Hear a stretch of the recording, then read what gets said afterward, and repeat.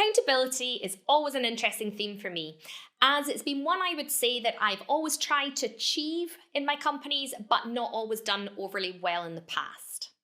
I think it stemmed from how I perceive the word accountability, believing that it encourages a very prescriptive culture, i.e., I tell everybody what to do, and they say yes and jump right to it. Which might be surprising for some people to hear, but I never want that culture to develop, and I certainly do not want it to creep in right now.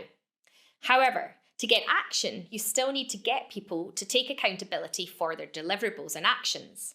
And in the current climate of high change, this needs to happen quickly to allow your company to adapt and change.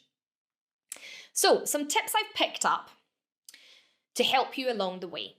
Number 1, remind yourself that your job is to set the scene or the context that allows people to become accountable. Number 2, ensure that you build in the appropriate time to your diary to provide clarity around the projects or challenges that you are setting. Number 3, understand that some people may require more clarity than others, and that's okay, but structure that time in with them. Don't react to those discussions on the fly, as your head will probably be doing another 3 things at the same time, and impatience will creep in, and that's bad. Number 4, share the tasks with a team of people and build a culture that encourages individuals to contribute, pick their own tasks, and set their own expectations with their team. This should allow each team member to naturally become accountable to one another and not you. Number 5, then focus on the checkpoints, or the trigger points as I call them, that you need to have in place that simply ensures that things are progressing and hopefully in the right direction. If you've done your job correctly and have the right people involved from the start, you shouldn't have to get involved in the detail.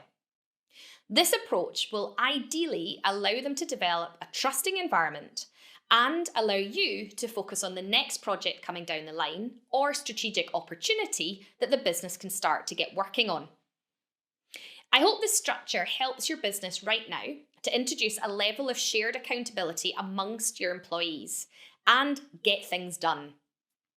However, if you find that things aren't going to plan, then I would advise retracing your steps and see what parts of that communication structure you have missed out, as it's likely you need to add more clarity. Keep swimming, and I'll see you tomorrow.